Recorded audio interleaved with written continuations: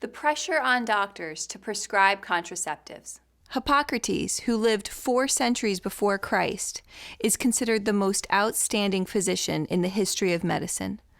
The original Hippocratic Oath included the following vow, quote, "Moreover, I will give no sort of medicine to any pregnant woman with a view to destroy the child," end quote. And the guiding principle of physicians was primum non nocere, which is Greek for first do no harm. But the Hippocratic Oath has been changed to accommodate the philosophy of most of today's medical societies. So now abortion is acceptable, and hormonal contraceptives, which create a diseased state of the woman's reproductive system, are recommended by most physicians. But that doesn't mean that abortion and contraception are good medicine.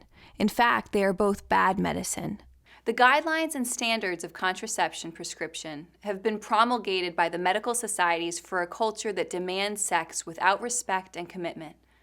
There is a great pressure on doctors today to prescribe hormonal contraceptives. The hospitals, clinics, and doctors themselves make money with these prescriptions. The policies on contraception of medical associations and the individual physicians should be scrutinized first, as carefully as the contraceptives themselves. Some of these policies obviously accept that there need not be any relationship between sex and true love. The American College of Obstetrics and Gynecology and the American Academy of Pediatrics are the national organizations for OBGYNs and pediatricians, and they recommend standards of medical care for their members. But the standards they recommend are based upon the assumptions that if you are an adolescent or an unmarried woman, then you are probably going to be sexually active but will not want to get pregnant. Their policy is that good medical care is to recommend and implant in you long-acting reversible contraceptives so that you can be ready for sex every minute of every day for the next 5 to 10 years. These organizations think that pregnancy is dangerous. And do you know what the most dangerous thing about pregnancy is? Well, it's the abortion they assume you will likely have if you do have an unwanted pregnancy. So the majority of doctors are pressured to make the same assumptions about all women and adolescents and follow the guidelines of their medical societies. I want to mention something else about consulting a doctor on contraception.